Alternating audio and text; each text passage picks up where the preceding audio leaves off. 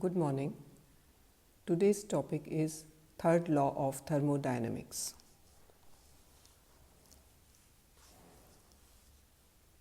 Joule Thomson ने Daniell cell के लिए डेल्टा जी व डेल्टा एच दोनों पदों का मान समान बताया।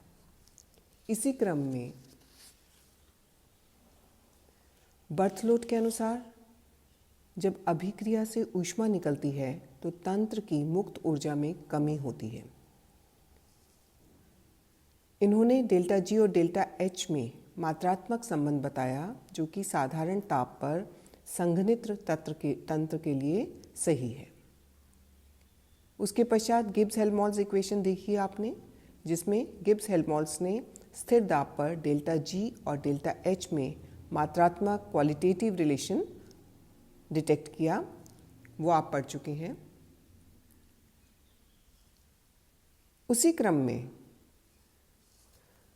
1906 में साइंटिस्ट नर्न्स ने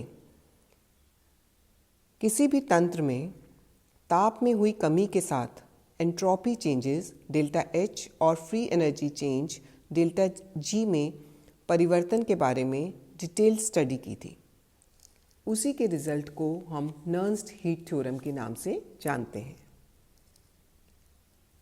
When temperature tends to 0, change in free energy delta G over delta T is equal to change in heat content delta H over delta T, which becomes equal to 0 when temperature tends to 0, absolute 0. This is known as Nernst heat theorem. Or we can say when temperature tends to 0, change in entropy would be 0 and change in heat capacities would be 0. So, Nernst heat theorem के अनुसार ऊष्माधारिता में परिवर्तन delta Cp 0 degree kelvin पर 0 के बराबर हो जाता है। इसे हम यूँ भी कह सकते हैं कि 0 डिग्री केल्विन पर रिएक्टेंट व प्रोडक्ट की हीट कैपेसिटीज़ बराबर हो जाती हैं, यानी परम शून्य ताप पर अभिकारक और उत्पाद इन दोनों की ऊष्माधारिता बराबर हो जाती है। तो ऐसे में Cp का मान 0 हो जाता है। इस जनरलाइजेशन को ऊष्मागतिकी का थर्ड लॉ के नाम से जाना जाता है। इसके अनुसार शुद्ध एवं पूर्णतया क्रिस्टलीय ठोसों की एंट्रोपी का मान शून्य परम ताप पर शून्य होता है। और नर्न्स ऊष्मा सिद्धांत के अनुसार भी परम शून्य के क्षेत्र में सारे प्रक्रम बिना एंट्रोपी परिवर्तन के होते हैं।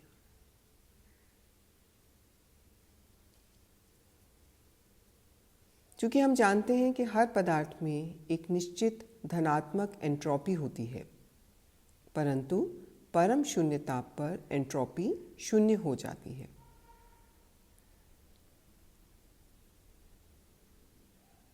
यह सिद्धांत या यह नियम गैसेस पर लागू नहीं होता, क्योंकि गैस परम शून्य ताप पर एग्जिस्ट नहीं करती और लिक्विड्स के लिए भी यह रिलेशन संभव नहीं है।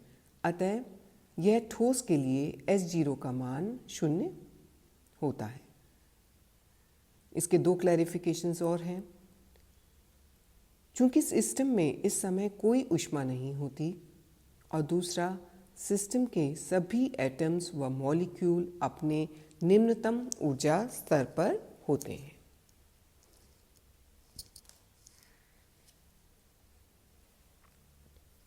आइए हम देखें कि इस तृतीय नियम का महत्व क्या है और एब्सोल्यूट एंट्रोपी का प्रादुर्भाव कैसे हुआ। हम जानते हैं कि एंट्रोपी परिवर्तन dQ over T के बराबर होता है और ऊष्माधारिता Cp का मान भी dQ over dt के बराबर होता है। तो यह मान अगर हम इस प्रकार जनरलाइज करें कि परिवर्तन Q में परिवर्तन dQ is equal to Cp dt। यह मान अगर हम इक्वेशन में रख दें तो एंट्रोपी परिवर्तन का मान इस प्रकार प्राप्त होगा, ds is equal to Cp dt over T।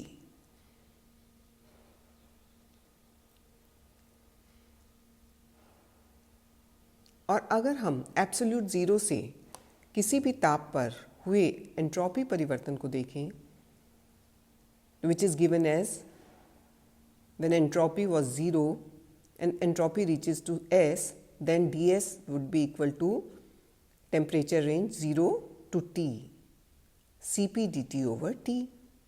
या हम कहें कि St माइनस S0 यानी किसी भी ताप पर एंट्रोपी का मान और परम ताप पर एंट्रोपी के मान का परिवर्तन किस प्रकार हम लिखेंगे, जब टेम्परेचर रेंज 0 टू T है तो Cp dt ओवर T। यहाँ पर S0 किसी भी सब्सटेंस के लिए एब्सोल्यूट ज़ीरो पर एंट्रोपी का मान है और St किसी भी टेम्परेचर पर T पर एंट्रोपी का मान है।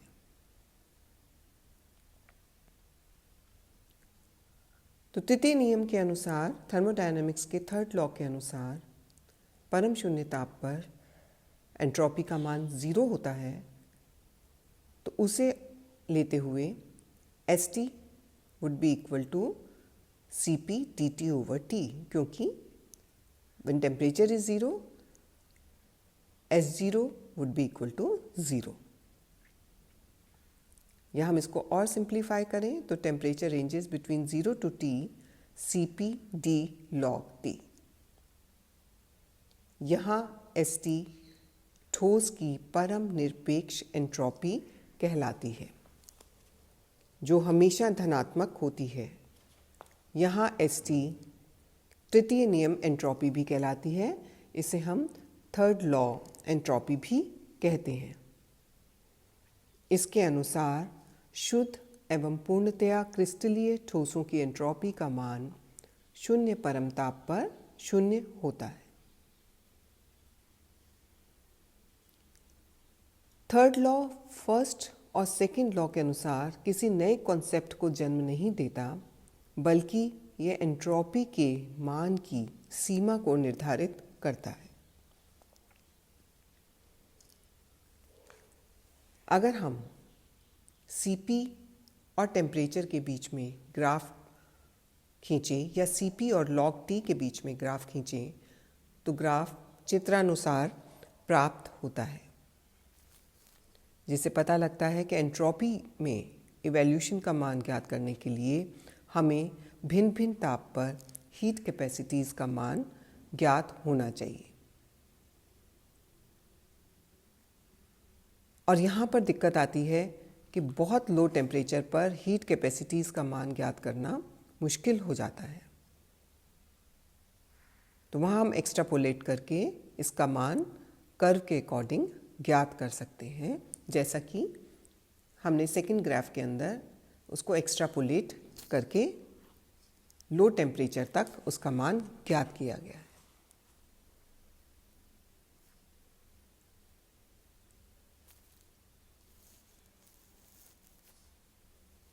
तो इस प्रकार आपने देखा कि third law of thermodynamics entropy में हुए परिवर्तन और उनकी ऊष्माधारिताओं में हुए परिवर्तन के बारे में बताता है, और यह क्रिस्टलीय ठोसों के लिए पूर्णतया सही रिजल्ट्स देता है। Thank you.